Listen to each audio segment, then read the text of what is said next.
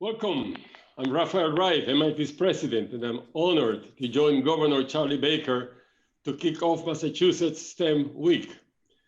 This year's theme is See Yourself in STEM, and I will say a few words about what that means to us at MIT in a moment.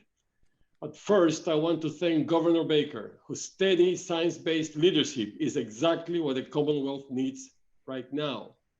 We have a long way to go to get through the current pandemic, but it is great comfort to be able to count on a leader who is a strong champion of science in action. I would also like to thank Lieutenant Governor Karen Polito, Congressman Joe Kennedy, and Dr. Jeffrey Lydon for their dedication and advocacy as co-chairs of the Massachusetts STEM Advisory Council. At MIT, we are committed to helping talented young people reach their full potential in STEM. Later this morning, we will see what that can look like.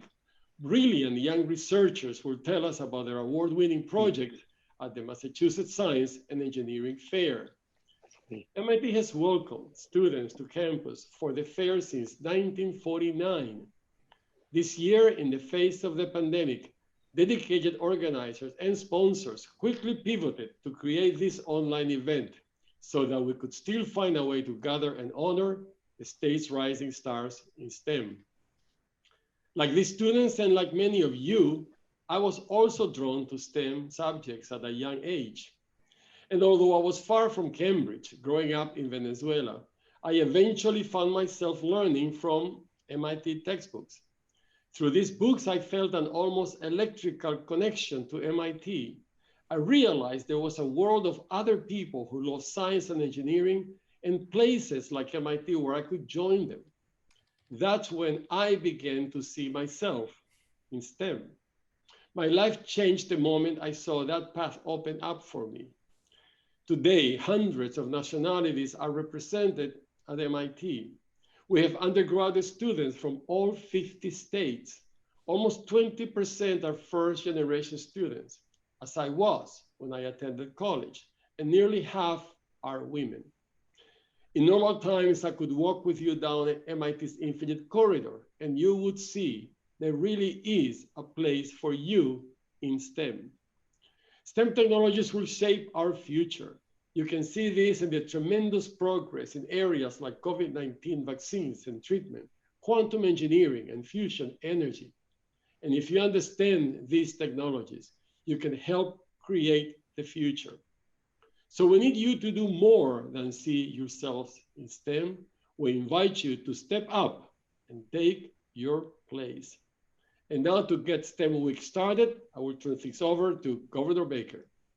It's one that we certainly amplify during this week, but it also gives us a chance to think about why this is important. Clearly, I want to thank the winners and all of their supporters this year for they are the future. I want to thank the co-chairs of the STEM Advisory Council, Dr. Lydon, as well as Congressman Kennedy. You'll be hearing from both of them. But I want to pick up on what the governor said about STEM is everywhere. And during this pandemic, we have seen it really upfront and close, and perhaps appreciate it even more so when we think about the front line of doctors and nurses and people who stood up to help us from a healthcare perspective. You think about manufacturers who changed their workplaces to make the essential things that we needed to help emergency responders be able to wear face coverings and gowns and gloves, have ventilators available for those who became really sick. I mean, in every aspect of that is a STEM background, whether it was a science background or a technical background. It clearly was so important to all of us as we responded during the height of the pandemic and as we continue to respond all the way through. But when you think about STEM Week, this is the third time we have held this week dedicated to STEM opportunities. And it's really important, I think, this year more than ever, As I come here to this moment as a mother of 2 teenagers, I can't help but think about every student across our Commonwealth, whether they're at home learning, or they're in a learning pod, or they're partly in school and partly at home, or they're in school full time. I just want to just say, I think the students have been hit the hardest in this pandemic because they've really had to change what their expectations were as young people in terms of interacting with friends and teachers and all the activities that were just assumed to be part of their lives. So I just feel as we come to this STEM week, it's such a great opportunity for all of us to give them a little bit more, to allow them to have some fun this week, to try some new things, to learn about careers and jobs that might be known today or that clearly don't even exist today that they could perhaps dream about and plan for.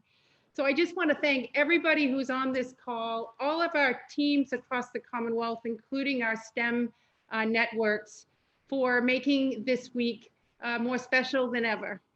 We have over 300 events planned, and there'll be others that we don't even know about that take place. And the one thing about this pandemic is that we've learned that virtual actually brings more opportunities in some ways.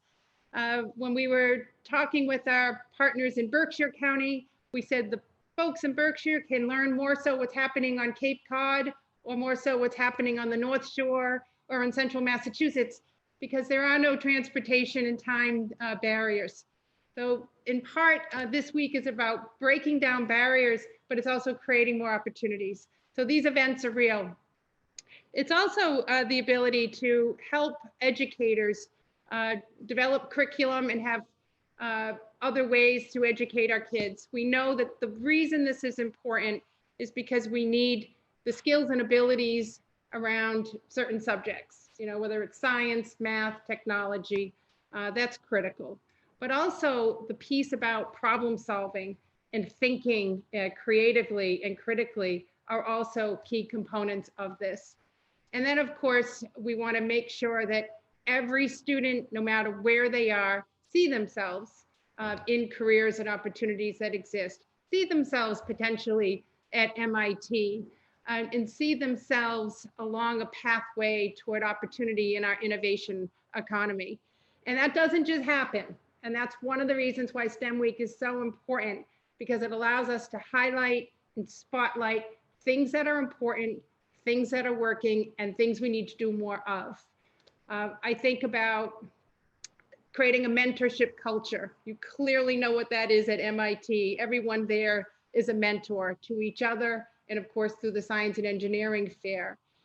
Being a host as an employer to an internship, like Jeffrey Lydon at Vertex has done an amazing job in helping kids in inner cities and communities of color engage in internships at Vertex. There might be a student that is in a nearby school, but that's never seen the seaport. And to be able to engage in an internship at Vertex has been extremely powerful. And I had the opportunity to speak to some of the students that were virtually attending the internships over these past few months, and they were great stories. And I just want to thank them for continuing to do their part. I also know that with the pipeline of talent that we have, we need to make sure that that pipeline includes more women and communities of color. We have a strong talent base here in the Commonwealth, people that are super smart with PhDs, and we also need people with technical skills that come out of our vocational technical schools and our community colleges that have the credentials and to do the work.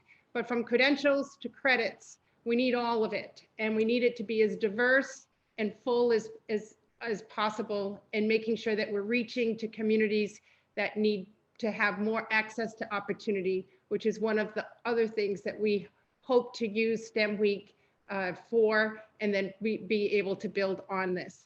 So while we have the third STEM Week, over 70 years of the Science and Engineering Fair at MIT, STEM is everywhere and it's every day.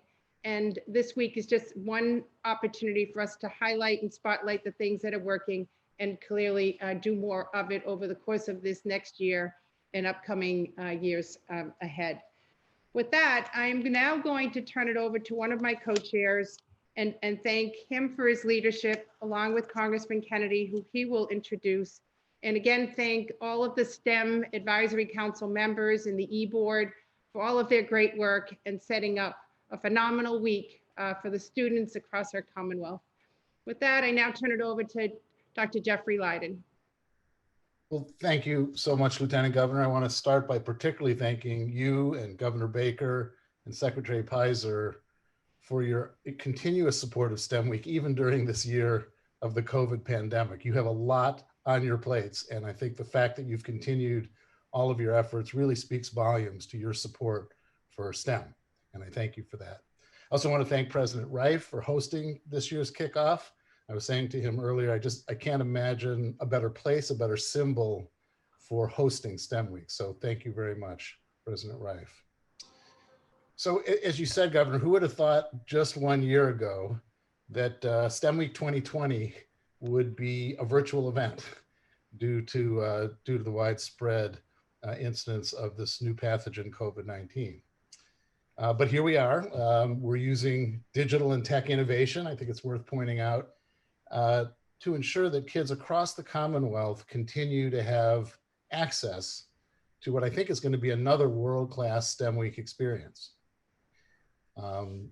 Obviously, we all know the COVID pandemic has had many terrible effects actually on our communities and our country and the world. But I'd also argue that despite that, there are a few silver linings to what we've learned from the pandemic. And interestingly, I think several of them are relevant to STEM Week.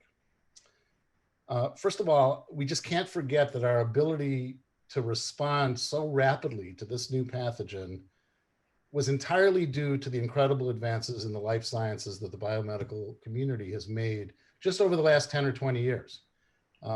Without things like rapid DNA sequencing, monoclonal antibodies, genetically engineered mice, PCR, those are all new things, by the way. It would have taken us years, not months, to respond to this pandemic, to identify and sequence the virus in 2 weeks, to create rapid PCR and antibody tests in just a month or two. And then, as you said, to manufacture a number of new vaccines, including new modalities, just several months into the pandemic. That's incredible progress. And none of that would have been possible 20 years ago. And so I think we just can't forget that the continuous strong support of this entire biomedical ecosystem, and I always say that Massachusetts is the center of that ecosystem, is really required not only for progress, but for our national health and security. Second of all, just think of the remarkable contributions that digital technology has made to our lives in the pandemic. And it's easy to forget that Zoom didn't exist just 10 years ago. And where would we be without Zoom in terms of running our businesses, running the government, continuing schooling, and even having this 2020 STEM Week? So I think really there's no better argument for strong STEM education and STEM Week than these learnings from the pandemic. Every year I say we're sitting, and the Lieutenant Governor said this earlier, we're sitting in the sea of talent in schools and communities across Massachusetts. And that sometimes that talent is overlooked or wasted. And that's a tremendous missed opportunity for our students, for our Commonwealth, and for our innovation ecosystem. And I would argue it's our job, all of our jobs together, to make sure that every single one of those kids has a strong STEM education in school and out of school. They're going to be the next generation of leaders, as the governor said, who shape our future. And they're the ones who are going to help protect us from the next global health or technology crisis. So with that, I'd like to turn it over to one of our strongest champions for STEM education, my friend, Congressman Joe Kennedy. I've had the pleasure of working with the Congressman on the Mass STEM Council for several years, and he's been just a tremendous partner along with the Lieutenant Governor in these efforts. Maybe that's because he was trained as a scientist and an engineer, and he understands the power of STEM education for our children, our society, and our country. And equally important, he's just passionate about expanding these opportunities for every one of our kids throughout the Commonwealth and throughout the country. So please join me in welcoming Congressman Joe Kennedy. Dr. Lydon, thank you. As always, my friend, thank you for the kind words and the generous introduction. But thank you for your incredible leadership on the STEM Council and as the leading our efforts along, obviously, with Lieutenant Governor Polito. I think it's fair to say, and I think it's already been said, but your willingness to not just invest your own time and effort and energy, but that of Vertex and the enormous credibility that you and the company bring to this effort. And whether that's been engaging directly with the governor and his administration, whether it's been internships for high school students, whether it's been whatever has been asked of you, your consistent willingness to go out there and find opportunities and find ways to join the public and private sector together to make sure that these opportunities expand and continue and proliferate, not just for the good of obviously our businesses here, but for the good of our students, the good of our Commonwealth, the good of the city of Boston, is inspiring. So thank you. Lieutenant Governor, good to see you. Thank you for your, once again, as always, your consistent and steadfast leadership here, Governor, as well. Thank you for joining us, and congratulations to everybody as we kick off STEM Week. The opportunity of going close to last in these introductory remarks as you get to hear all of the great words that everyone said. The challenge is to come up with something new. So I will learn my lesson here and basically keep it brief. But let me just say that what everybody else said early was a great start. I look forward to kicking this over to Secretary Pizer in a second. But I did just want to take at the risk of belaboring a couple of points here, did just want to take a brief second to point out a couple of things. One, it's just the enormous talent and potential that these efforts can untap. We were chatting a little bit about this before we went live, but look at the two student presentations that we're going to see. And I promise I'm not going to steal their thunder here. From somebody that was actually trained as an engineer, but then a lawyer, I literally am not sure I could spell the words and the title of either one of them. The first one, a non-invasive optical biosensor diagnosing neonatal anemia.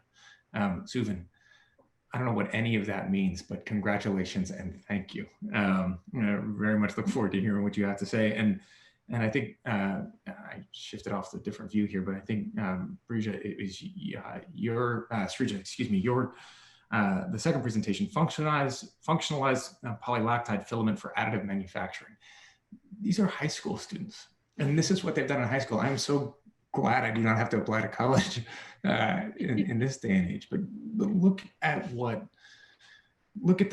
innovation and the ingenuity and the talent and the potential that we can unlock and tap into if we provide these students that opportunity, the tools, and that challenge. And that's what this is about. And to be able to do this, obviously, at MIT under the stewardship of Dr. Reif and all that institution represents, and hopefully a number of students that will pass along, Mr. President, through your doors as a result of these efforts. It is incredibly inspiring to see what will come as a result. So really grateful to everybody today. Thank you for your incredibly hard work. Excited to see what the future will bring.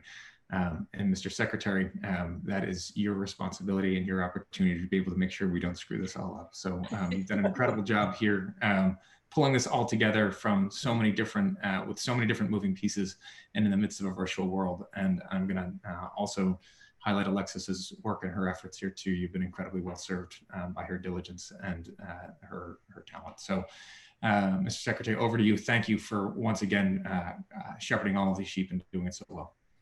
Well, thank you, Congressman.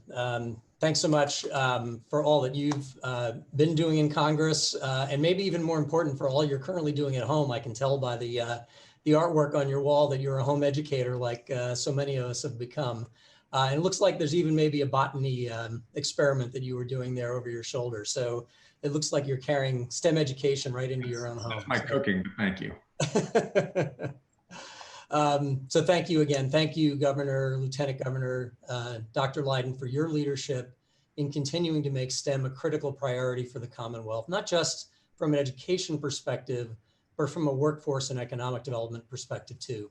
I also want to join in thanking President Reif and Paul Paravano and MIT for hosting this event, and for allowing us to take part this morning in celebrating the incredible achievements of Massachusetts' youngest scientists and engineers. Like last year, the theme of STEM Week is See Yourself in STEM. And the reason we're doubling down on that focus is the reality that our rising generation of students and young workers is increasingly diverse. So in order to give them the opportunities they deserve, and in order to fuel the growth of STEM-related occupations and businesses we need in every region of the Commonwealth, we have to make sure that in both schools and the workplace, STEM is a welcoming and inclusive field, especially for people of color and women who are too often underrepresented in the sciences, technology, engineering, and math professions. I'm in my office today on Beacon Hill, and behind me is the front page of the New York Times from the day after the first moon landing. I probably shouldn't tell you this, but I was born in 1956, just about a year before the Russians launched Sputnik and 2 years before the United States formed NASA and initiated the Mercury project. I quite literally grew up with the space age. Watching launches and splashdowns was a vital part of my youth. Those dramatic events, televised live, often in my elementary school classrooms, generated an excitement about STEM that was almost universal. And with the development of the space shuttle program in the 1970s and 80s, we were finally able to see that space travel wasn't just for white male test pilots. Brave pathbreakers like Sally Ride, Guy Bluford, Ron McNair, Ellison Onizuka, and of course, Krista McAuliffe opened the doors of space to all Americans, and together with the establishment of the International Space Station, underscored the importance of space as a place of science, commercial activity, and international collaboration, not just adventure or Cold War competition. Of course, STEM is about much more than space. But that broad public excitement and those role models in the space that the space program provided have unfortunately lost some of their resonance over the years. Ironically, even as the pace of technology has accelerated and the boundaries of science have greatly expanded. Perhaps we've begun just to take too much for granted. And that's why STEM Week is so important. We need to develop educational experiences that can revive that sense of excitement and wonder in discovery and learning that space exploration generated 60 years ago. We need to highlight new role models to create new opportunities for educational pathways, work-based learning, and mentorships to enable a diverse cross-section of young people to pursue STEM careers. And we need to broaden our understanding of the wide array of activities that today form an integral part of what STEM means to our economy, our environment, and society as a whole. And of course, during this difficult time, to our own health and safety. From laboratories to manufacturing floors, from aerospace to agriculture, from software development to finance, and crucially in the time of COVID, from biotech to medical equipment to healthcare, STEM is everywhere, and there are opportunities for everyone to see themselves in STEM. And with that, let me turn it back over to you, Lieutenant Governor. Okay. Thank you, Secretary Pizer, and thank you to your team, especially Alexis Leon, for her leadership in organizing this amazing STEM week and all of the work she does with the STEM Advisory Council. So just a shout out to Alexis, thank you. So think about a kickoff, and here we are with these warm, welcoming remarks, the setting offered by President Reif. Well, it wouldn't truly be a kickoff without a fantastic keynote speaker. And I'm certain that when this speaker was a young girl, perhaps middle school or high school, she didn't think then that she would be a world-renowned author of a book called Designing Social Robots, but she is. And at some point along her journey, she developed skills and abilities through access to her subjects. She encountered people, whether in her own personal life or maybe a little bit further away, that inspired her. And eventually found herself on a path toward a subject area involving artificial intelligence, and is doing amazing work at MIT, leading and founding and directing the Personal Robots group at MIT's Media Lab. Socializing a robot, who would even think that this would be and effort, and that what she is doing with her partners there is truly impactful to health and wellness, to education, to pediatrics, to aging. And it is such a pleasure to know that this is all happening in our backyard at MIT, not too far from where you live as students or where you're getting educated. And to be able to know that you are so close to someone of her abilities, but someone who cares so much. I want to thank Dr. Brazil, not only for your leadership and for the work that you do that's amazing, but for understanding and sincerely carving out a significant amount of your time and your effort to engage young people across our Commonwealth with this opportunity. You know, thinking about how to use I2 Learning and create robot kits, because you're not able to physically get together to do these, perhaps at MIT, assembling these kits and shipping them out to students all across our Commonwealth so that they could have a hands-on virtual experience during STEM week and throughout this school year is truly impactful. You clearly are paying it forward, and we're quite honored, all of us, to be able to introduce Dr. Cynthia Brazil to all of you. With that, Dr. Brazil. Great. Thank you so much, Lieutenant Governor. It is such a pleasure to be able to share some new and exciting work that MIT has been doing, all about research and outreach and dissemination for K-12 AI education. So we've heard STEM is everywhere. We know that AI is also everywhere. It is transforming economies and markets. It's contributing to the global economy. It's creating new jobs, but it's also disrupting existing jobs. So a lot of excitement and opportunity, but it hasn't been without its challenges as well. And we've been discovering and learning that if AI kind of gets out there unchecked, it turns out that it can encode the biases of societies and cultures. And if that happens, the decisions it makes can actually privilege certain groups over others. We don't want that to happen, obviously. We also know that today the field of AI is not particularly diverse or inclusive. And we also really want to change that to be able to make the opportunity in this incredible new field much more equitable. So this is the world, honestly, right now that our children are growing up, and they are touching and using AI every day, and they often don't even realize it. It's in YouTube, it's in Snapchat, it's in social media. So, we at MIT have come to just recognize that, it's no longer enough for kids, and I would say for citizens, to be digitally literate. They need to be AI literate. And we say AI literate, this is what we mean. We want society, we want our citizens to be able to use AI responsibly. To do that, they need to understand it more. They need to be able to participate in the democratic process around these technologies. And we want to prepare a far more diverse and inclusive group of students to have the potential to become the ethical designers of AI solutions of tomorrow. So faculty, research scientists, graduate students, undergraduate students have all come together from across the Media Lab, from the Schwarzman College of Computing, from Open Learning to really pursue and deliver on this mission. So we are coming together. Our ambition is to create a brand new comprehensive K-12 AI literacy program. So that's curriculum, hands-on activities, that's all project-based learning, teacher training, that we call Responsible AI for Computational Action. And it is bringing together kind of these three big themes in a really new way. So of course, computational thinking, AI literacy and ethics, as well as design thinking and human-centered design. So we position the students as the designers of these kinds of technologies. So they are in this creative, critical thinking position from the get-go.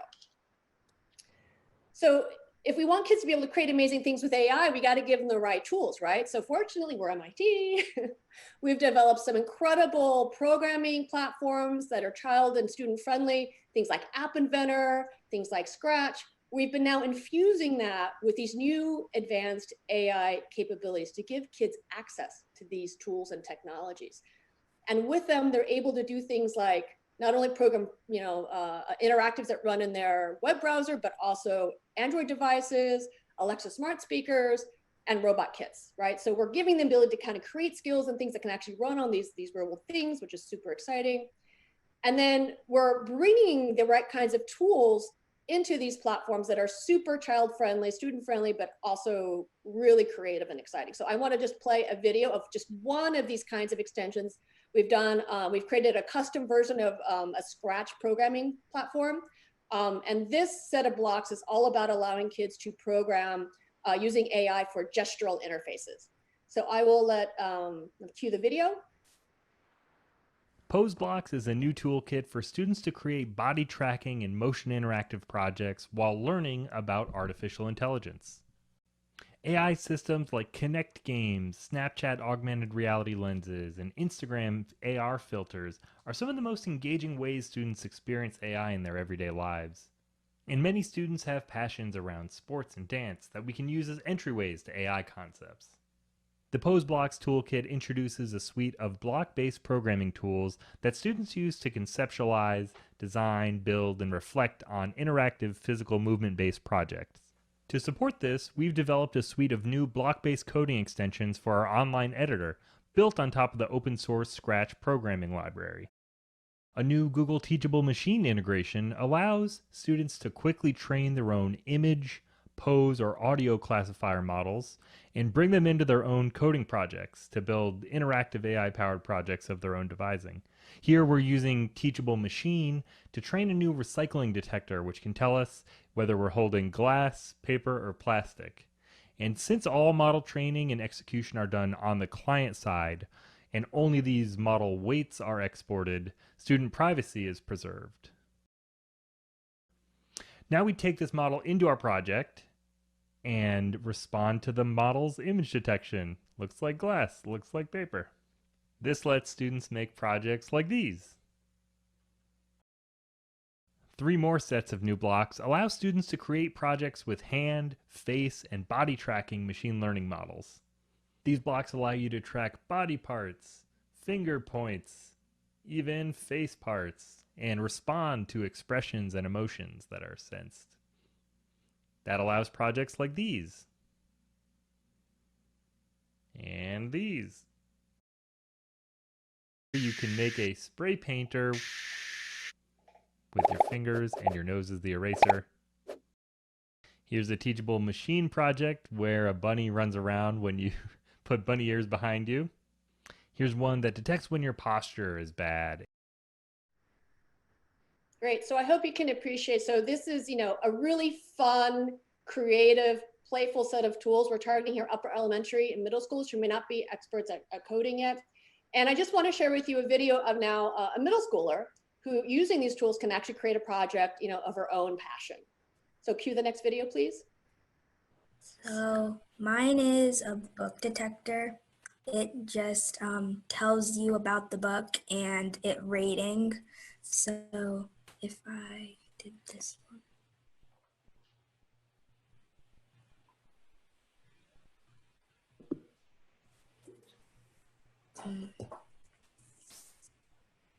Oh, that's so cool. Oh, I think that's great too. So this is amazing. So here's a middle schooler who's able to create an application basically where she can just show a book and the agent can tell you about it. And she did this within, a week-long workshop. So again, really empowering tools, creative tools. So I want to just talk through a little bit about the curriculum approach, because I know there's a lot of teachers listening in, just to give them a little more sense of how we've designed these learning experiences. So each module typically happens over the period of a week, and we've actually been designing virtual workshops across a number of curriculum to do this. So we obviously want to introduce students to these core concepts in artificial intelligence. We use these through intuitive metaphors and interactive games so they can learn about the mechanics of these algorithms. We then create a lot of hands-on activities where they can go out and experience these things. They can start to see how these algorithms are used in the real world, even play around with it, give them a sense of what the state of the art is and how they're used. Then we also talk about the societal implications, both good and maybe not so good. And we do a lot of discussion around that. And then we empower kids with these tools so they can actually then apply their creativity and critical thinking to make a project using these tools, often positioned as helping someone or doing something for your community. So again, a computational action-oriented project.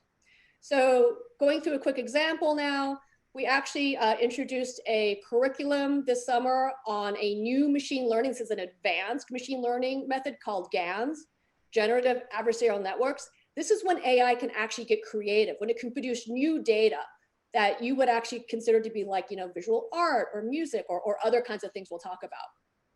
So we use familiar metaphors. We have kids to play games so they kind of understand how GANs work.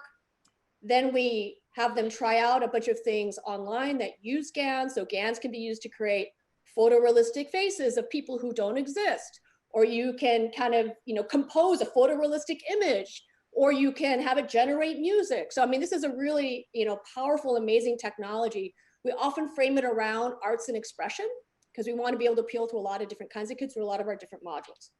We also have kids reflect upon these tools as we use them. So again, there's a lot of discussion around this.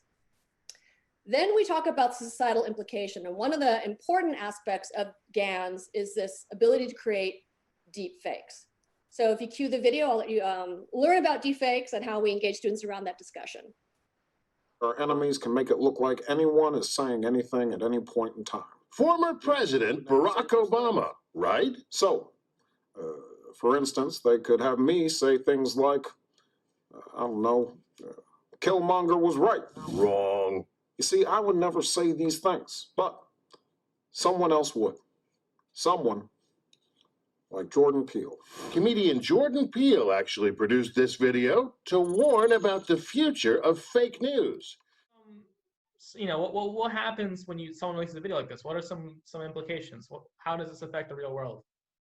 They could show it to if it's something really bad, they could frame someone for saying something that they didn't actually say. They could also maybe if there's a president and they have maybe they could pretend that they could make a video of something that the president said that wasn't actually real but fake, and then maybe because of that people would start opposing and saying that they don't like the president. Right, you can kind of frame people, put people in negative lighting, make people say offensive things like a slur, spread rumors around. There's a lot of, negative things you can do with a deep fake. All right, so with any amazing new technology, there's wonderful things you can do. There's also some pretty, upsetting things you can do. And it's important for kids to understand that. As a final project, it's a creative project. We actually have kids use GANs, tools we've developed, to basically generate a story using GANs. So they create the artwork, they create the text trained on different kinds of styles like Harry Potter or Shakespeare or Dr. Seuss. And we have them reflect upon those stories and kind of the experience of working with GANs to produce something creative. So that's just a snapshot to give you a sense of what these kinds of learning modules look like. Now, we have been very busy creating workshop formats, training teachers, all these kinds of things, both for in-person and now, of course, virtual formats. So for instance, this summer, we were very, very busy. We actually collaborated with Amazon Future Engineer. They have this incredible network of teachers and Title I schools where we wanted to pilot 4 AI workshops we've been developing, things on conversational AI, the gestural interfaces you saw, robotics, and the creative AI that you just saw, where we conducted a series of 8 total workshops. Each was a week long. We offered over 100 hours of curriculum time for kids. We trained 28 teachers. We reached over 150 underserved students, all in this kind of new world of artificial intelligence. So, just to give you a little sense for the teachers out there, what that looked like. Again, our graduate students create all the tools, the curriculum, the learning modules, the teacher training materials. So they are kind of the leaders of these workshops. So from the teachers that we recruited, we would do a pre-work introduction of the module that they signed up for to do for the week. And then every day we followed this format where the main instruction was done through our MIT graduate students, where the teachers served as teaching assistants. And then we did a big debrief with the teachers every day where they gave a lot of feedback in terms of how they thought it went and engagement. And we'd actually take their inputs and we would make changes for the next day in the workshop. We could keep iterating and making it better and better and better. And then at the end of the full week, teachers were sent a survey where they could give us bigger feedback over the overall experience. And then the hope, of course, is they feel ready to bring this to the classroom on their own. So here's just some quotes. Of course, it's the first time you do it, you're going to get, all kinds of feedback. But overall, it was very, very successful. So teachers talked about, they really appreciated how responsive we were to their feedback. They felt inspired. Their students were inspired. They both learned a lot. They thought this was a huge part of digital literacy. They loved the tools. They loved the amount of time kids had to be creative and to be critical, think critically about their projects. So overall, we feel we're really on the right track with this. Now, of course, this is the kickoff of Massachusetts STEM Week. So we got to talk about Massachusetts STEM Week. And my group has been a big fan and supporter where we have actually worked with i2 Learning to bring the first AI and ethics curriculum called How to Train Your Robot to Massachusetts STEM Week. So this is actually a photo taken the first time we offered it. I believe Lieutenant Governor is actually in this photo. It's a surprise visit where we offered How to Train Your Robot as an in-person session. And actually a big reason why we did this for the summer workshops is so we could virtualize this curriculum to get ready for STEM Week. So we've already mailed a lot of robots to kids across Massachusetts and beyond in order to do this curriculum with kids during Massachusetts STEM Week. So it's game on. So to conclude, again, the theme of Massachusetts STEM Week is, see yourself in STEM. We've also been creating a lot of learning modules around thinking about future careers in AI or how AI could be used in your future career. And we're now actually working on a series of videos where we are interviewing just amazing people across many different industries. And I hope you can appreciate from this video, diverse faces, diverse voices. So no matter what kind of kid you are, you can see someone who you can identify with and really see yourself in STEM. So this is something that's in the works and we'll be making it available. So just so everyone knows, everything I've talked about is on this website. It's aieducation.mit.edu. If you're a teacher, if you're a nonprofit, you're free to use these things for free. And if you're interested in working with us around outreach or dissemination, you can email us at aieducation.mit.edu. We are really committed to try to get this out to all students in Massachusetts and the United States. So thank you so much.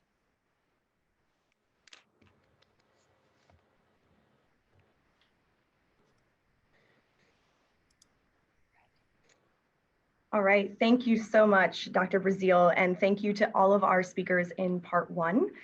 Stay tuned, part two will begin in just a few minutes.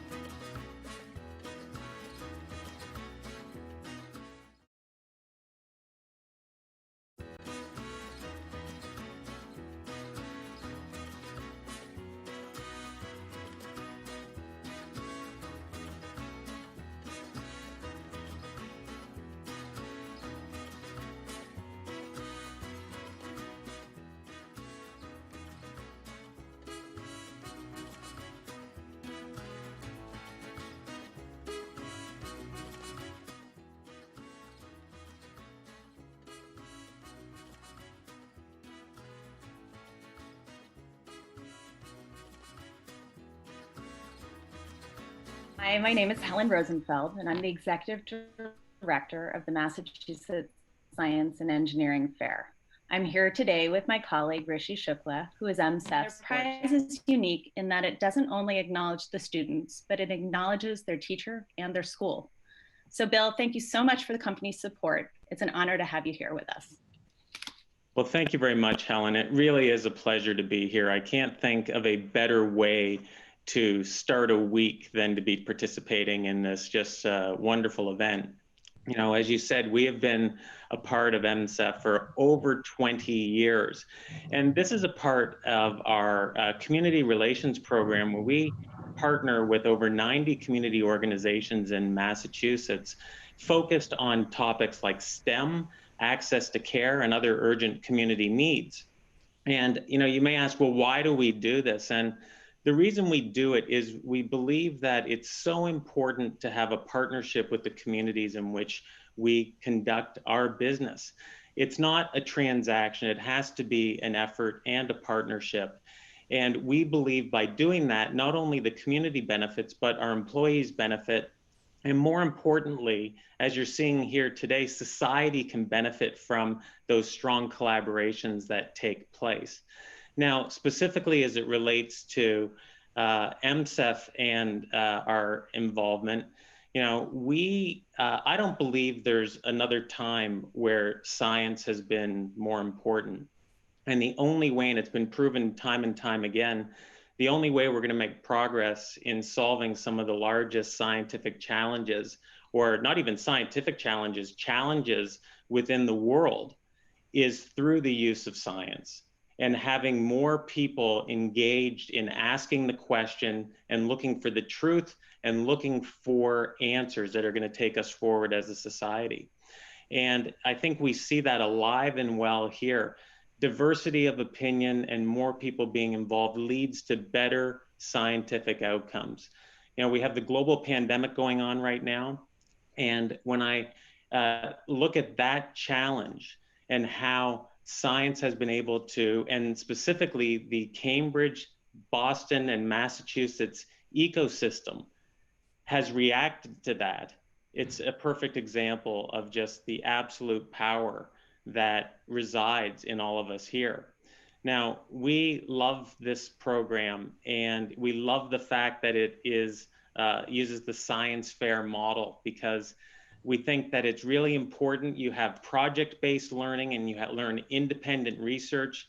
There's skills development that takes place, not only from the research work that's done, but also the presentation skills that you learn at a science fair. So this is really, to me, the start of the future for us.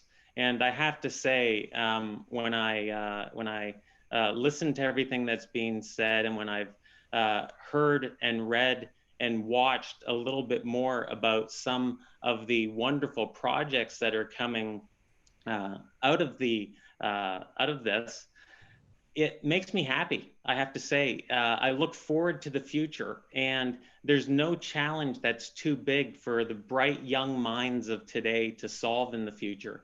And this is a really, really important step to get kids involved early so that they can react, see enjoyment in the pursuit of science and truth, and be able to change the world for us. I sleep much better at night knowing that, and I'm just thrilled and honored to be a part of this. So I get to do something now, which is, to me, thrilling, to acknowledge the 2020 Mathworks prize winners who you're going to be hearing from in just a moment.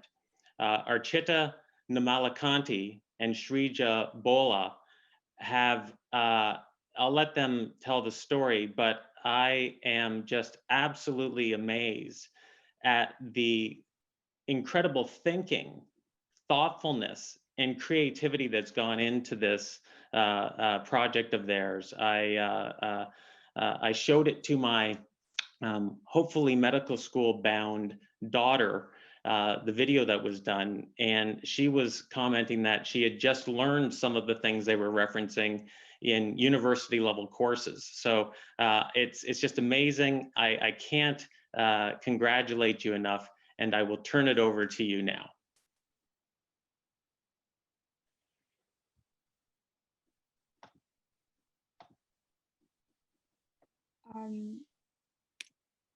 Okay.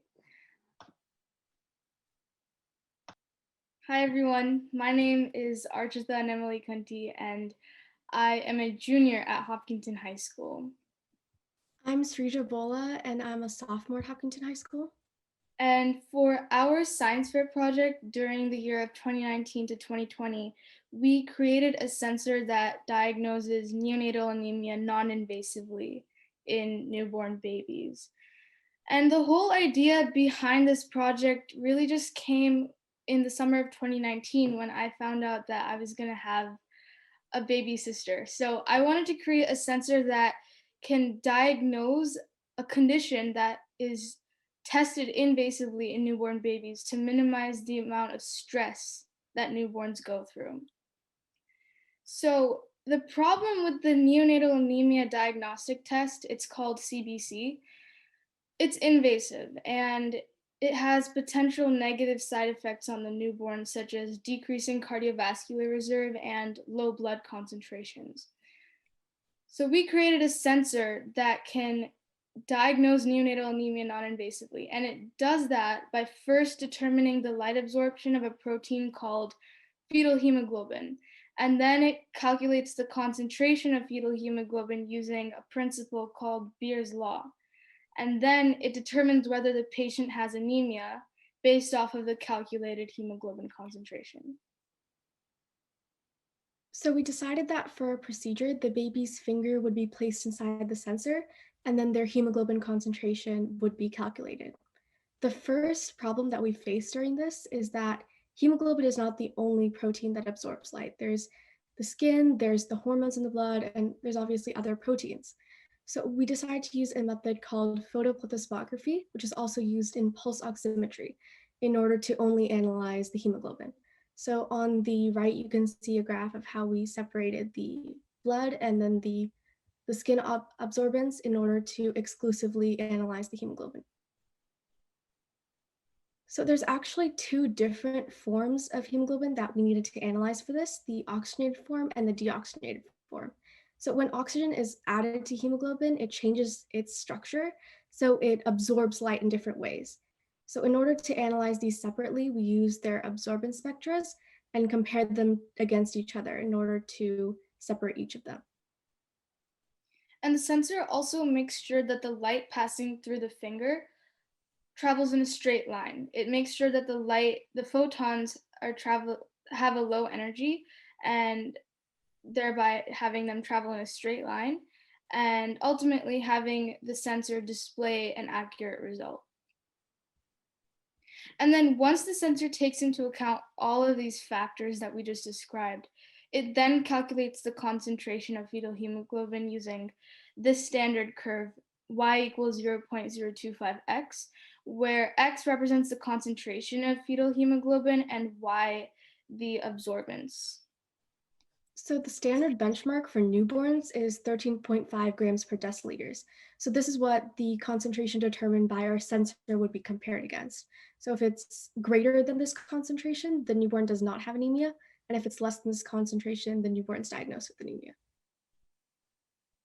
So this is our sensor's design. On the left, it's the white case that surrounds the sensor, and it's used to reflect outside light back out and not interfere with the readings. And on the right, it's a diagram of our sensor that includes its microcontroller, its Bluetooth module, and the two light sources, the infrared and the red light, in order to analyze the oxygenated and hemoglobin, oxygenated and deoxygenated versions. And then the photodetector, which receives the transmitted light. So the whole process starts off when the sensor is plugged into power. And once it's plugged into power, it starts calculating the light absorbance of the deoxygenated hemoglobin derivative. And then it goes on to determine the light absorption of the oxygenated hemoglobin derivative. And then it calculates the total hemoglobin absorbance and then on to the total hemoglobin concentration using the standard curve. And then it determines anemia by comparing with the standard benchmark. And then it sends the diagnosis to an Android app in a phone, which displays the result. So the diagnosis is sent through a Bluetooth channel, which is established using our Bluetooth module. So either a 1, a positive result for anemia is sent, or a 0, a negative result saying that the baby does not have anemia. So, and this diagnosis is displayed on the phone as either the baby having anemia or not. This is the sensor code. It is programmed in C language. And this is the app code. It's programmed in Java using Android app development. Since we obviously couldn't test our sensor on newborn babies, we had 5 adult subjects. So we knew these subjects conditioned beforehand. We knew whether they were anemic or not anemic. And then we did 10 trials on each subject. So we tested our sensor on them 10 times. And with all 50 trials, we found that our sensor's diagnosis matched the subject's actual condition. So we had a 100% accuracy rate. Thank you all for listening to our project. We just want to say thanks to Sanofi Genzyme for sponsoring this award, and thank you to MSEF for giving us the opportunity to pursue our passion and pursue our research project. So thank you for listening to our project. Yeah. Okay.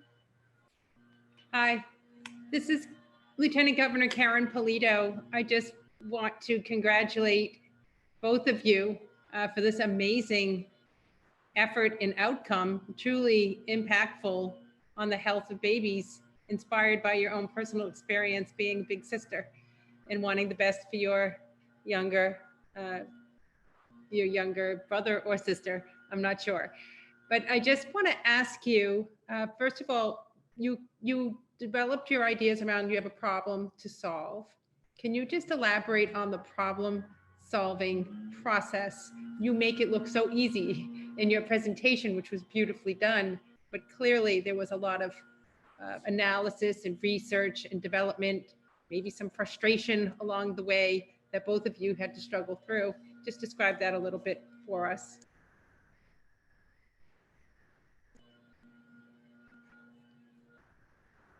I can't hear you. Here you go. Okay, so we faced many problems in the research biology end and the technology computer science end. For the biology end, we had to take into account all the factors, all of the things that were happening in the finger. We had to make sure that the light traveled in a straight line. We had to take into account the oxygenated and deoxygenated hemoglobin. And, we had to take into account those factors.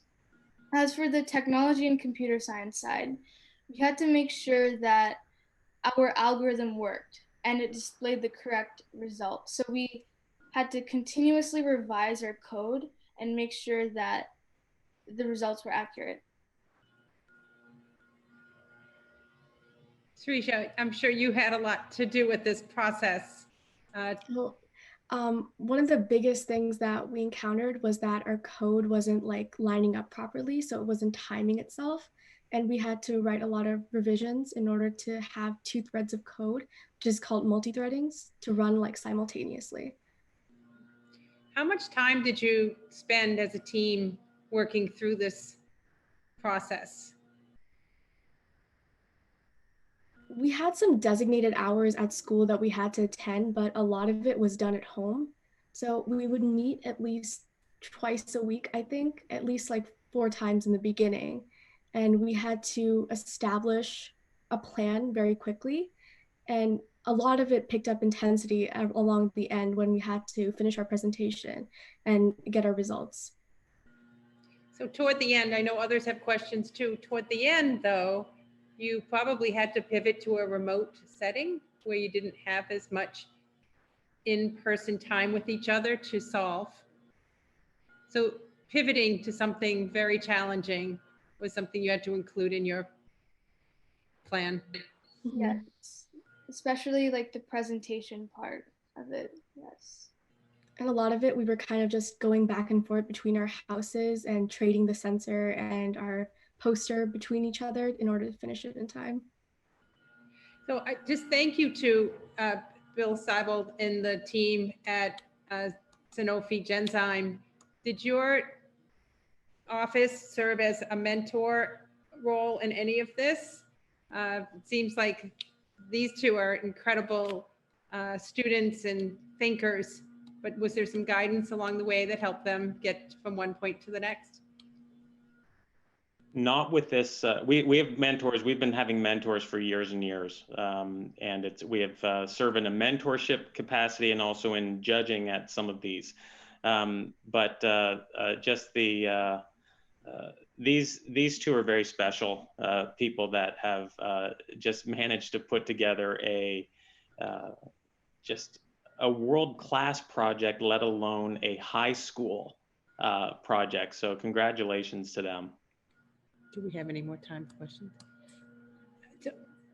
It strikes me as a sophomore and a junior, you had exposure obviously to science curriculum, but then to take those concepts and apply them to the problem to solve is very advanced thinking.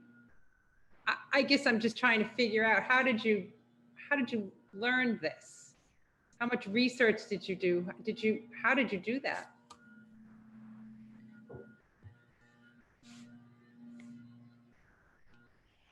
Beer's law.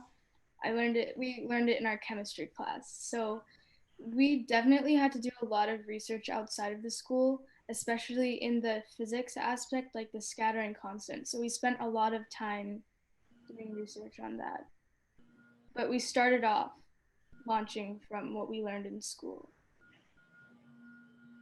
If you could change anything about your education in high school, what advice would you have for me as your lieutenant governor to change or to add to education across the Commonwealth around science, math, engineering, technology? I would just think to make things more independent and project-based. I think that way students get more excited about what they're doing, and it gets more about learning and discovering new things than about getting a grade.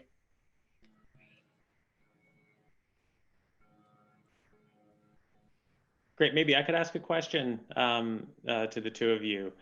So what's next with this project? I mean, this is a technology that you've created, an idea that you've created that has a lot of application to it, and you're sitting in perhaps the greatest place in the world to take an idea and actually turn it into something that people will use perhaps all over the world. So have you thought about what's next?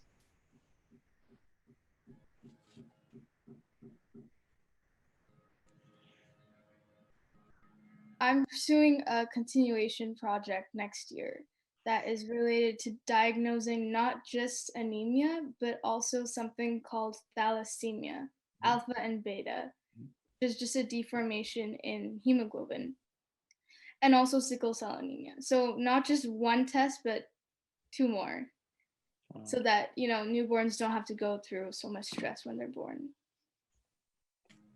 Fantastic.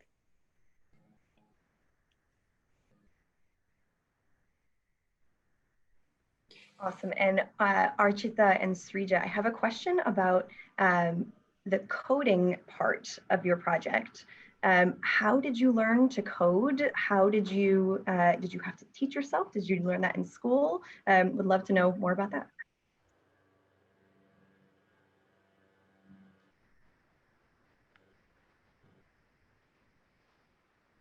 In our school, there's a course called AP Computer Science Principles that Srija is taking right now.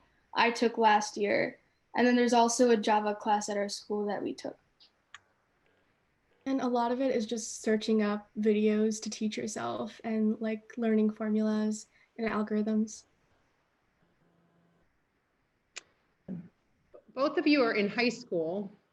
Was there something in middle school that was impactful in terms of your appreciation of your own abilities around science and math? Like, many students in middle school begin to shy away from the harder STEM subjects rather than go and lean in? You obviously leaned in. So is there something we can learn from your experience in middle school that helped you?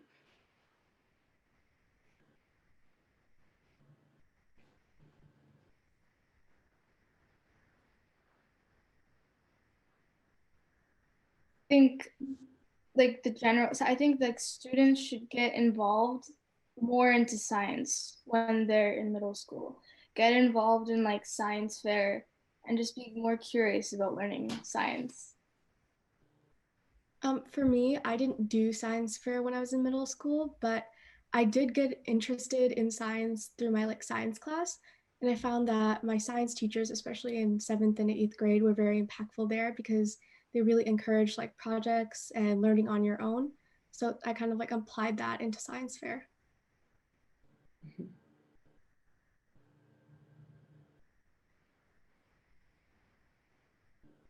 Amazing. Thank you both for your incredible presentation. And I know that lots of folks may have questions afterwards to reach out to both of you, but thank you both for your incredible work. And I think I can speak on behalf of all of us that we are very excited to see where you will go next and are very grateful to have you in our state working alongside of us. So a huge thank you to both Archita and Srija. We are so grateful, and both also to Sanofi Genzyme for all of your wonderful work, Bill, and all of this to support this great effort. And with that, we are going to turn over to a video from Mathworks to kick off our second presentation. Hello. My name is PJ Boardman, and on behalf of Mathworks, I'm very pleased to address you this morning as part of STEM Week's opening ceremony here in our great Commonwealth of Massachusetts. Mathworks is committed to accelerating the pace of engineering and science by ensuring that students and professionals around the world have the best possible tools for design and innovation to increase human knowledge and to profoundly improve our standard of living. To do this, we strongly believe we need diversity, equity, and inclusion in STEM education and in our workforce. Today, more than ever before, the call for equality and social reform underscores the importance of diversity in STEM professions and the imperative to inspire students of all genders and races to pursue STEM studies and careers. This imperative is reflected in this year's Massachusetts STEM Week theme of See Yourself in STEM. It's not just about breaking through barriers, it's about shattering stereotypes. And it's also about the essential need for role models and mentors, particularly for students from underrepresented groups. Mathworks has a long history of developing and supporting STEM education programs worldwide. Through these programs, our staff engages with students through hands-on projects, mentoring, and sharing career experiences, with the goal of inspiring them to explore and to achieve more. We are so proud to partner with organizations like MSEF who share these goals with us. Our partnership goes back more than a decade, and we are so happy to have contributed to the growth and success of the program over the years. Each year, we sponsor scholarships for teachers to participate in MSEF's Curious Minds initiatives. It's a professional development program aimed at integrating science and engineering practices into curricula. Over the years, our staff has volunteered as judges at the MSEF middle and high school fairs and participated in the expo with interactive demos. Through these fairs, students had the opportunity to apply the same methods and critical thinking used by professionals to innovate, to challenge conventions, and to advance our understanding of the world. A great example of one such student is this year's MSEF Mathworks awardee, Suvin Sundararajan, a senior from Westfield High School. When Suvin was just a junior, he designed a process for synthesizing filament in fused deposition modeling. His hard work and dedication to explore STEM beyond the classroom is impressive. Not only is Suvin an accomplished student, but he also won a first-place award at the International Science and Engineering Fair last year. On behalf of Mathworks, I'd like to send our sincere congratulations to Suvin and to all the teachers and students who are doing such extraordinary work in these times. You are truly our heroes, and you inspire us each day as you build our next generation of scientists and engineers. I'd now like to invite Suvin to share a bit more about his MSEF project, and I want to wish all of you an amazing experience during STEM Week. Suvin, cheers to you. The floor is now yours.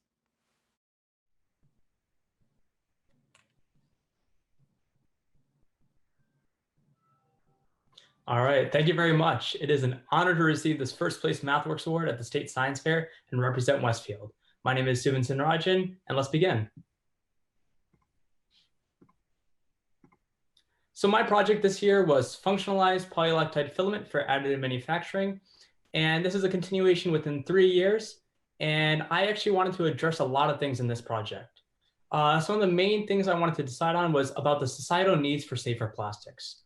We all know that the main problems are that most plastics aren't reusable, and a lot of them really contribute badly to pollution. We also have a lesser known issue about flame retardants, as most of them are halogenated, which contain fluorines, bromines, and chlorides, which release toxic chemicals.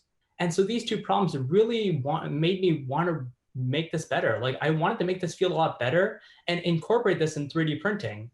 And some good examples of this are like the PFAS, which contaminated drinking water, a known halogenated flame retardant, as well as increasing global warming, as we can see in the West Coast. So what I did is I created a filament that can be used for 3D printing that improves flame retardants and develop a modular approach that can be used to incorporate other project properties in the future, because that's what we want to do. I want to set the standards for how we do this in the future, because PLA is a hard material to work with. PLA is the most common filament for additive manufacturing. And the bottom shows a manufacturing process of how I went from the raw materials all the way to the FDM 3D printing on the right. To synthesize the flame retardant, we actually have to do this because it is not a compound available commercially. To do this, we synthesize using 2 monomers, BHTB and BPA, and combine them through a process and made a polymer. Now, a polymer is a series of long chains of repeating units, and this is how we did it through a reaction. And as you can see on the right, this is the reaction in progress. And this non-halogenated compound is perfectly safe as it burns, which is a major selling point, and is non-toxic. So once we create this compound, we then have to synthesize the filament itself. Now, we can't do it with the raw materials. We have to do a lot of different processes within it. So first we take the raw materials and then put it in a batch mixer. This machine melts and mixes to create a homogeneous mixture, which is what we want. Now, these 2 compounds, PLA and the deoxybenzoate copolymer, are both miscible, which means they blend very well, which is something I discovered in this. After we have this compound, we get this nice gooey liquid, which we can then put in an extruder. An extruder takes this and then outputs like a filament, a thin line that can be used with consistent diameter.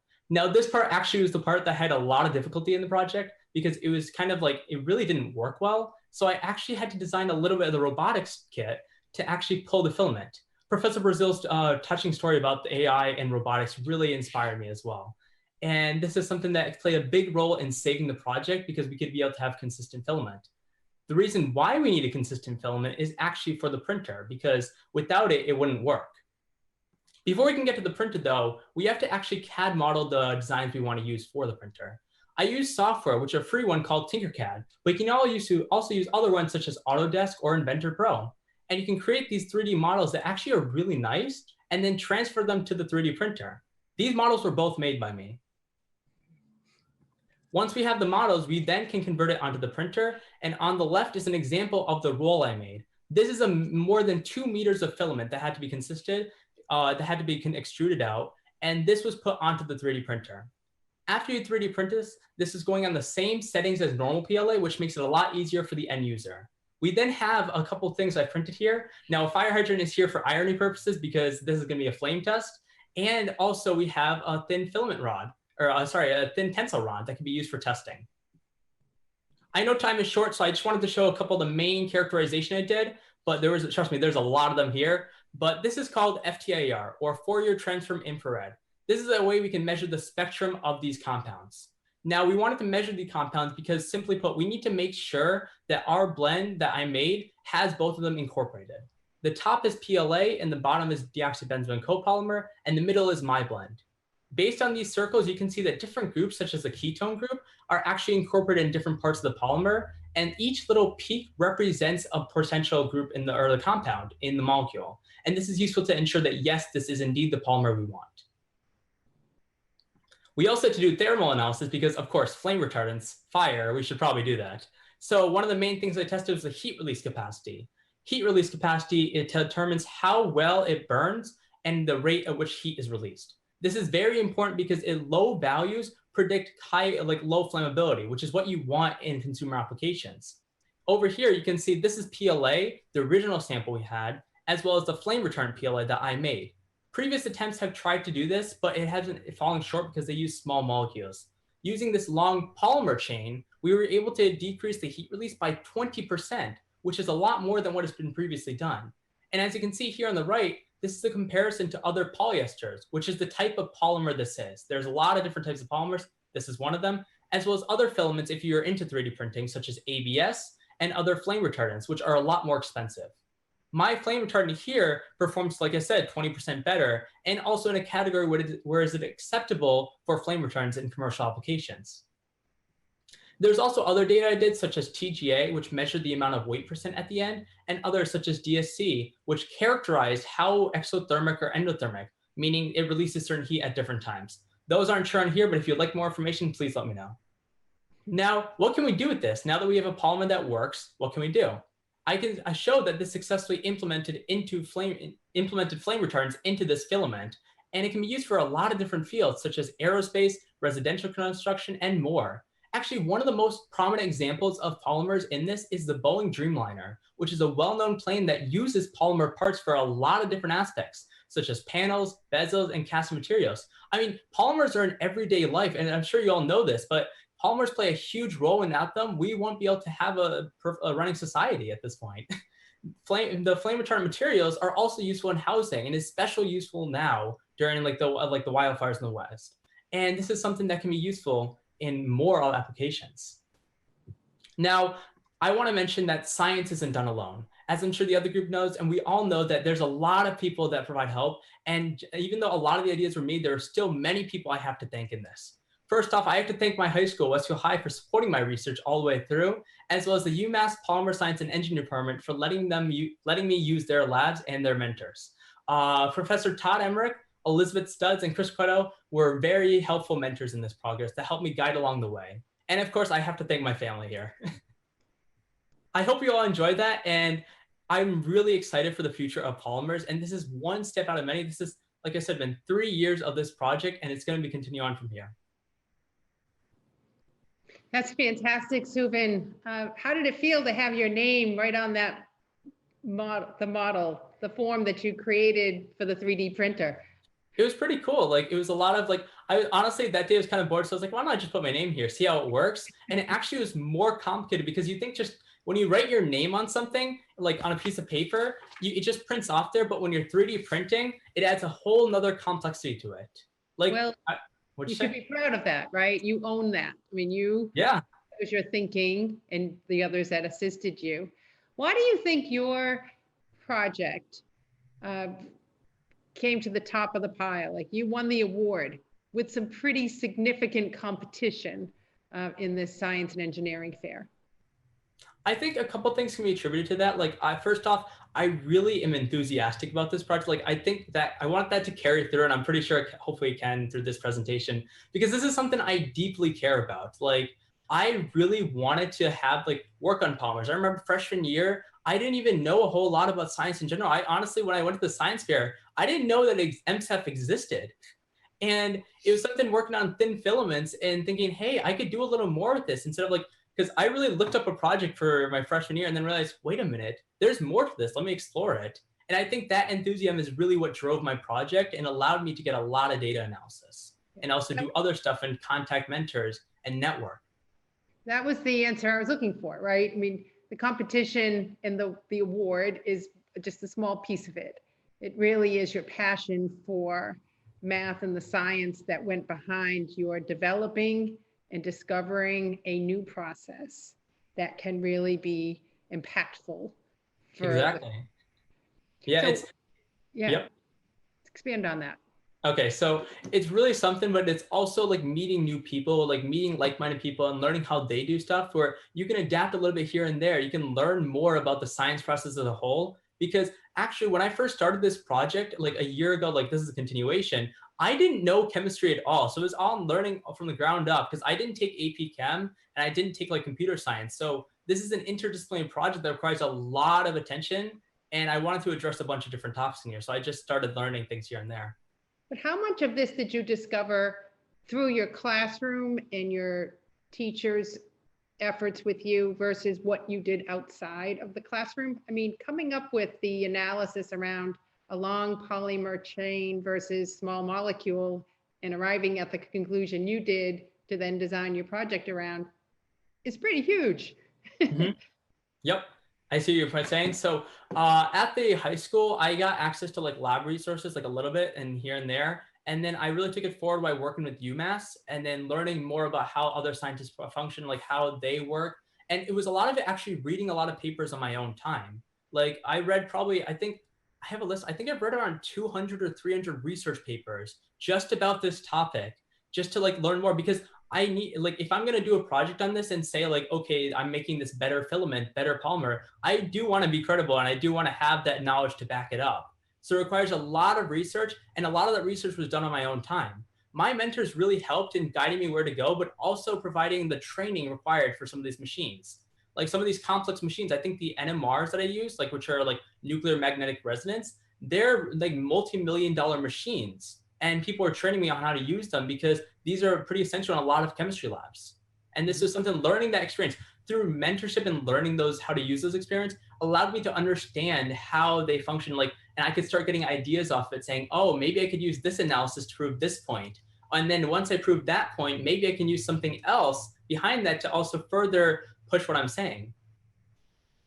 It's just interesting because if you did not have this exposure before high school, but then your project included, principles around engineering and math and AI and chemistry, and so many different subjects are involved in your project.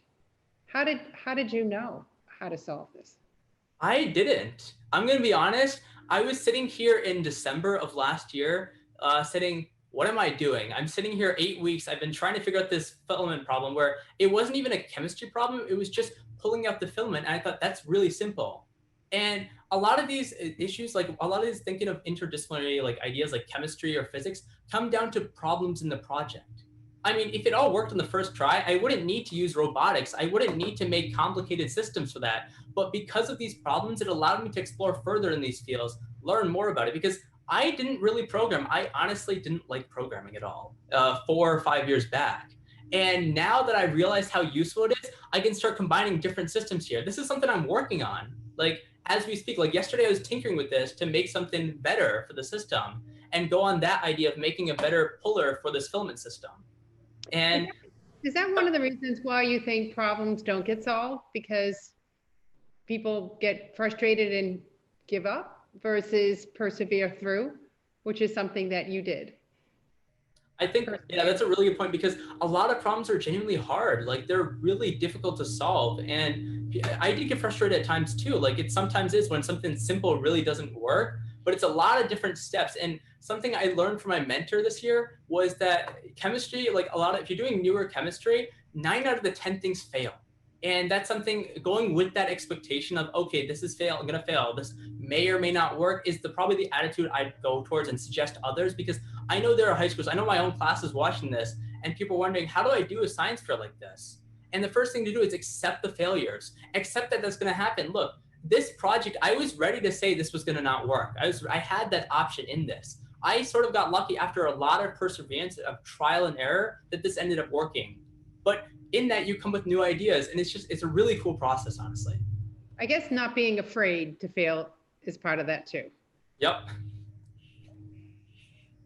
That's the first step towards success too. Like, and even like, the thing is, I'm really glad to experience these kinds of failures like firsthand, because this happens like every other year, but like this was the first year where I was stuck for 8-9 weeks, just not knowing what to do. And that made me rethink a lot of stuff too, like the process. Like when it's easy to say, okay, this seems like impressive, this seems like a lot of work. But when you sit through and realize like the amount of problems and a lot of things, you start to have a deeper understanding of the topic as a whole.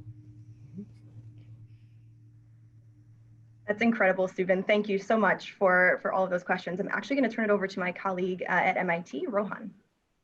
Yeah, Subin, thank you so much for that wonderful presentation. I think that comment you made at the end about failure being one of the main things of doing scientific research and engineering research is very apt. Every science and engineering watching this right now is nodding their head vigorously, because that is one of the biggest points of science and engineering, is to never giving up when you fail 99 out of 100 times. I had one other question. So it sounds like you've participated, so as one of the MCEF winners, you've participated in the International Science and Engineering Fairs now for a few years. Could you maybe talk about what your experience has been when you were able to go last year, and what this year was like? And what's the coolest part of being able to attend an International Science and Engineering Fair? Yeah, sure. I'm sorry. I know there's some like loud noise outside for lawn mowing, so please ignore that. But ISEF allowed me to connect with other mentors, other people like around Massachusetts. Like there were really great people on like the Boston side and like the middle central Massachusetts. And it was allowed everybody to get connected in Arizona. It was also a new place. I never went to the west side of the US, and I was like, oh my God, it's 100 degrees. So I was experiencing a different life there, but also just, it was great being there with collected with so many people. Like I think there were 2,000 people at this fair participating and competing. And you also meet a lot of judges there. Like it is actually very similar to MCEF, and hats off to MCEF for making it very similar to ISEF too, because I felt really prepared for this fair. It was 12 judges, which took hours and hours, but I was already prepared for like, because we went through like 5 or 6 at MCEF. And it was really cool because I actually got a judge from Massachusetts. And it made it even better because you can have these connections with different judges, but the MCEF really prepared me for making those connections outside. And one of the things being virtual, like I know MCEF was virtual, and it actually was a really good transition because it's like sort of like a different competition where you have to adapt to presenting your work, to how can you market the ideas and show, yes, this is what we did in a short amount of time. Great, thank you. So many things you're talking about really represent the characteristics of a good science and engineer. And same thing with Archita and Srija, that flexibility and adaptability is one of the best qualities you've definitely shown through all of your projects. If we don't have any other questions, I just want to say thank you again, Suvin, for that wonderful presentation. Thank you to Mathworks for sponsoring this prize. And to end off this second hour, I would like to hand it back to Helen Rosenfeld, the Executive Director for MCEF, who is going to share with us a few other opportunities MCEF is going to be hosting later on during this Massachusetts STEM Week. Helen? Great. Thank you, Rohan. And thank you to Suvin, to Archita and Srija for really digging into this. And I think they looked a little shell-shocked when I asked them to shift their year-long research into 5-minute speaking points. And you've done an exceptional job of making it in, putting it in layman's terms for all of us. And your enthusiasm is infectious, and we're just really pleased to have you in our circle. So thank you. I also just want to extend a few more thanks before we wrap up. I want to use this opportunity to thank MIT President Reif and Paul Paravano. Thank you so much for serving as hosts of our fair for the past 71 years. MIT has been our valued partner, and they provide both this inspiration and aspirational model for our students who convene from across the Commonwealth in the pursuit of science and engineering. And thanks to our supporters. We were honored to have Santa Fe Genzyme and Mathworks with us today. I want to also let Cabot Corporation share in the spotlight because they've sponsored our middle school fair for over 20 years. And there are countless of other institutions who add tremendous value to the institutional and student experience, whether as judges, coaches, or underwriters. And it takes an ecosystem to do this work. Thank you, Governor Baker, Lieutenant Governor Polito. Thank you to the STEM co-chairs, Dr. Lydon and Congressman Kennedy, and to Secretary Pizer for prioritizing STEM education. And thank you to the teachers, the administrators, the parents, and most importantly, the students who put in the hard work and whose curiosity, persistence, and innovation are going to lead us into a very exciting future. So you can find us at scifair.com and get informed. And if you're interested in getting more involved, please email us at info@scifair.com. You can join us later this week. On Thursday, we're having 2 of our regional sessions. One is a Metro North session. The other is a Central Mass session, both on Thursday afternoon. You can find details about that on the STEM Week website. And I just really want to thank everyone for having us join today. It's been a pleasure. That's great. Thank you. All right, thank you so much, Helen. And I just want to give a couple other thank yous as we wrap up this morning. So a huge thank you to MSEF, to MIT, to all of our speakers this morning. My name is Alexis Lydon, and I serve as the director of the Massachusetts STEM Advisory Council.